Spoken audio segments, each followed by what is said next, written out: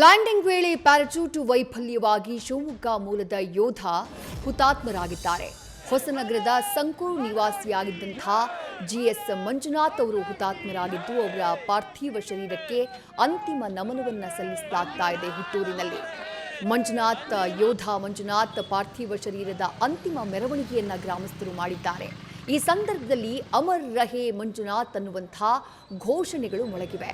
ಮೆರವಣಿಗೆಯ ಸಂದರ್ಭದಲ್ಲಿ ಪತಿಯ ಸಮವಸ್ತ್ರವನ್ನ ಹಿಡಿದು ಮಂಜುನಾಥ್ ಪತ್ನಿ ಕಣ್ಣೀರು ಹಾಕಿದ್ದಾರೆ. ಕೆಲವೇ ಹೊತ್ತಲ್ಲಿ ಸೇನಾ ಗೌರವದೊಂದಿಗೆ ಯೋಧನ ಅಂತ್ಯಕ್ರಿಯೆ ನೆರವೇರಲಿದೆ.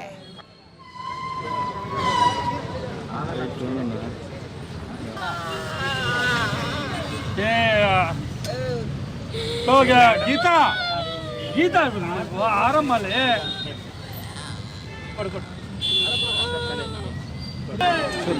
ಆ ಕಡೆ ಮಂಜುನಾಥ್ ಅಮರ್ ರಹೇ.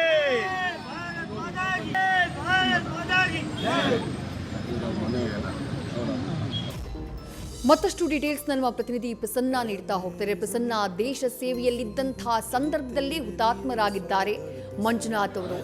ಸ್ಥಳದಲ್ಲಿರುವಂತಹ ಒಂದೊಂದು ದೃಶ್ಯಗಳು ಕೂಡ ಕರಳು ಕಿವುಚದಂತೆ ಮಾಡ್ತಾ ಇದೆ. ಮಂಜುನಾಥ್ ಅವರ ಹಿನ್ನೆಲೆ, ಅವರ ವೃತ್ತಿ ಜೀವನ, ಅವರ ಕುಟುಂಬಸ್ಥರು, ಇದೆಲ್ಲದರ ಬಗ್ಗೆ ಮಾಹಿತಿನ ನೀಡ್ತಾ ಹೋಗಬಹುದಾ ಪ್ರಸನ್ನ? ವಿಜಯಶ್ರೀ ಶಿವಮೊಗ್ಗ ಜಿಲ್ಲೆಯ ಹೊಸನಗರ ತಾಲೂಕಿನ ಪಟ್ಟಕೊಪ್ಪ ಸಮೀಪದ ಸಂಕೂರು ಆತನ ಹುಟ್ಟೂರಾಗಿರುತ್ತೆ. ಆತ 18 ವರ್ಷಗಳ ಹಿಂದೆಯೇ ಸೇನೆಗೆ ಸೇರ್ಬಿಟ್ಟು, ಅಂದ್ರೆ ವಾಯುಪಡೆಯಲ್ಲಿ ಸೇವೆ ಸೇರ್ಬಿಟ್ಟು ಪ್ಯಾರಾಚೂಟ್ನ ಒಂದು ಟ್ರೈನಿಂಗು ಜೊತೆಗೆ ಆತ ವಾರೆಂಟ್ ಆಫೀಸರ್ಗೆ ಕೆಲಸ ಮಾಡ್ತಿರ್ತಾನೆ. ಇತ್ತೀಚೆಗೆ ಆತ ಬೇರೆ ದೇಶದ ಬೇರೆ ಭಾಗದಲ್ಲಿ ಸೇವೆ ಸಲ್ಲಿಸಿದ ನಂತರ ಉತ್ತರ ಪ್ರದೇಶದ ಆಗ್ರಾ ಬಳಿ ಇರುವಂತಹ ಒಂದು ಪ್ಯಾರಾಚೂಟ್ನ ಟ್ರೈನಿಂಗ್ ಸೆಂಟರ್ಗೆ ಸೇರ್ಕೊಂಡಿರ್ತಾನೆ. ಸೇರ್ಕೊಂಡ ಸಂದರ್ಭದಲ್ಲಿ ಏನು ರೊಟೀನ್ ಪ್ರಾಕ್ಟೀಸ್ ಕೊಡುತ್ತೆ, ಆ ಸಂದರ್ಭದಲ್ಲಿ ಮೊನ್ನೆ ಏನು ಅವರಿಗೆ ಪ್ಯಾರಾಚೂಟ್ ತೆರೆದುಕೊಳ್ಳದೆ ಅವರು ಸಾವಿರಾರು ಅಡಿಗಳ ಎತ್ತರದಿಂದ ಏನು ನೆಲಕ್ಕೆ ಬಿದ್ದು ಒಂದು ಗೋಧಿಯ ಹೊಲದಲ್ಲಿ ಮೃತಪಡ್ತಾರೆ. ಮಂಜುನಾಥ್ ಅವರ ಕಡೆಯವರವನ್ನ ನಿನ್ನೆ ಬೆಂಗಳೂರಿಗೆ ಬರ್ತಾರೆ ವಿಮಾನದಲ್ಲಿ. ಅಲ್ಲಿಂದ ವಿಮಾನದಲ್ಲಿ ಬೈ ರೋಡ್ ಶಿವಮೊಗ್ಗಕ್ಕೆ ಬೆಳಿಗ್ಗೆ 8 ಗಂಟೆಗೆ ಬರ್ತಿದ್ದಾಗೇನೆ ಶಿವಮೊಗ್ಗದ ಪ್ರವೇಶದಲ್ಲಿರುವಂತಹ ಹೊಳೆ ಬಸ್ ಸ್ಟಾಪ್ ನಲ್ಲಿ ಆತನ ಪಾರ್ಥಿವ ಶರೀರವನ್ನ ಬರಮಾಡಿಕೊಂಡಂತಹ ಸ್ಥಳೀಯರು ಹಾಗೆ ಜನಪ್ರತಿನಿಧಿಗಳು ಆತನ ಮೃತನ ಪಾರ್ಥಿವ ಶರೀರಕ್ಕೆ ಅಂತಿಮ ನಮನ ಸಲ್ಲಿಸುವುದರ ಜೊತೆಗೆ ಆತನ ಸಾವಿಗೆ ಕಂಬನಿ ಮಿಡಿತಾರೆ. ಹಾಗೆ ಶಿವಮೊಗ್ಗದ ಪ್ರಮುಖ ರಸ್ತೆಗಳಲ್ಲಿ ಸಾಗದಂತಹ ಪಾರ್ಥಿವ ಶರೀರ ಹೊಸನಗರಕ್ಕೆ ಈಗಾಗಲೇ ತಲುಪಿದೆ. ಅಲ್ಲಿ ಹೊಸನಗರದ ಪ್ರಮುಖ ಬೀದಿಗಳಲ್ಲಿ ಅಲ್ಲಿ ಏನು ಮಾವಿನಕಟ್ಟೆ ಕ್ರಾಸ್ ಅಂತ ಏನ್ ಹೇಳುತ್ತೆ, ಅಲ್ಲಿ ಮತ್ತೆ ಹೊಸನಗರದ ಪಟ್ಟಣದ ಪ್ರಮುಖ ರಸ್ತೆಗಳಲ್ಲಿ ಆತನ ಪಾರ್ಥಿವ ಶರೀರದ ಮೆರವಣಿಗೆ ನಂತರ ಹುಟ್ಟೂರಾದಂತಹ ಸಂಕೂರಿಗೆ ಆಗಲೇ ತೆರಳಿದ ಜೊತೆಗೆ ಆತನ ಪತ್ನಿ ಏನು ಅಸ್ಸಾಂ ಮೂಲದ ಪತ್ನಿ ಇದ್ದಾರೆ, ಅವರು ಕೂಡ ಆಗಮಿಸಿದ್ದಾರೆ. ಅವರು ಕೂಡ ಈಗ ಇತ್ತೀಚೆಗೆ ತಾನೇ ಅವರಿಗೆ ಗರ್ಭಿಣಿ ಅಂತ ಒಂದು ಮಾಹಿತಿ ಕೇಳಿ ಬರ್ತಾ ಇದೆ. ಅಂದ್ರೆ ಇತ್ತೀಚೆಗೆ ಅಷ್ಟೇ ಮದುವೆಯಾಗಿತ್ತು, ಒಂದು ತಾಯಿಯ ಆಗುವ ಒಂದು ಕನಸಲ್ಲಿ ಅವರು ಇದ್ರು. ಆದ್ರೆ ಈಗ ಅವರಿಗೆ ಆಘಾತವಾಗಿರುವಂಥದ್ದು ನಿಜವಾಗ್ಲೂ ಅವರಿಗೆ ತಡ್ಕೊಳಕ್ಕಾಗಿರೋದು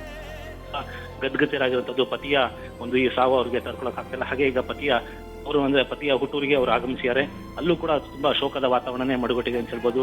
ತಮ್ಮ ಊರಿನ ಯೋಧ ಒಂದೇನು ಸೇನೆಯಲ್ಲಿ ಸೇವೆ ಸಲ್ಲಿಸುತ್ತಿದ್ದ ಒಂದು ಆಫೀಸರ್ ಆಗಿ ತಮ್ಮ ಊರಿಗೆ ಗೌರವ ಮತ್ತೆ ಕೀರ್ತಿ ತಂದಿದ್ದ ಆತನ ಸಾವು ಈ ತರ ಬರುತ್ತೆ ಅಂತ ಊರಿನವರಾಗಿರ್ಬೋದು, ಆತನ ಸಂಬಂಧಿಕರು ಬಂಧುಗಳು ಯಾರು ನಿರೀಕ್ಷೆ ಮಾಡಿರಲಿಲ್ಲ. ಇಂತಹ ಒಂದು ಆಘಾತ ಊರಿನ ಜನಕ್ಕೆ ಮತ್ತು ಆತನ ಕುಟುಂಬಕ್ಕೆ ಎದುರಾಗಿರುತ್ತದೆ. ಈಗಾಗಲೇ ಸಂಬಂಧಪಟ್ಟಂತೆ ಅಂತ್ಯ ಸಂಸ್ಕಾರಕ್ಕೆ ಸಂಬಂಧಪಟ್ಟಂತೆ ಈಗಾಗಲೇ ತಾಲೂಕು ಆಡಳಿತ ಅಗತ್ಯವಾದ ಸಿದ್ಧತೆಗಳನ್ನು ಮಾಡ್ಕೊಂಡಿದೆ. ಬೆಂಗಳೂರಿನ ಬೆಳಗಾವಿಯಿಂದ ಬರುವಂತಹ ಏರ್ಫೋರ್ಸ್ನ ಅಧಿಕಾರಿಗಳು ಆಗುತ್ತೆ ಈಗಾಗಲೇ ಮೃತನ ಅಂತಿಮ ಸಂಸ್ಕಾರಕ್ಕೂ ಮೊದಲು ಏನು ಗೌರವ ಸಲ್ಲಿಸಬೇಕು, ಸೇನಾ ಪದ್ಧತಿಯ ಪ್ರಕಾರ ಗೌರವ ಸಲ್ಲಿಸಕ್ಕೆ ಆಗಲೇ ತಯಾರಿ ಮಾಡ್ಕೊಂಡಿದ್ದಾರೆ. ಹಾಗೆ ಎಲ್ಲಾ ಪ್ರಕ್ರಿಯೆಗಳು ಮುಗಿದ ನಂತರ ಮೃತನ ಕುಟುಂಬಕ್ಕೆ ದೇಹವನ್ನು ಹಸ್ತಾಂತರಿಸಿ ಅಂತ್ಯ ಸಂಸ್ಕಾರವನ್ನ ನಿರ್ವಹಿಸುವಂತದ್ದು ಸಾಧ್ಯತೆ ಹೆಚ್ಚು ಕಡಿಮೆ 2 ರಿಂದ 3 ಗಂಟೆವರೆಗೆ ನಡೆಯುವಂತಹ ಸಾಧ್ಯತೆ ಇರುವಂತದ್ದು. ವಿದ್ಯಾ, ನ್ಯೂಸ್ ಫಸ್ಟ್ ನಿರ್ಭೀತಿಯಿಂದ ನಿಮ್ಮ ಪರವಾಗಿ.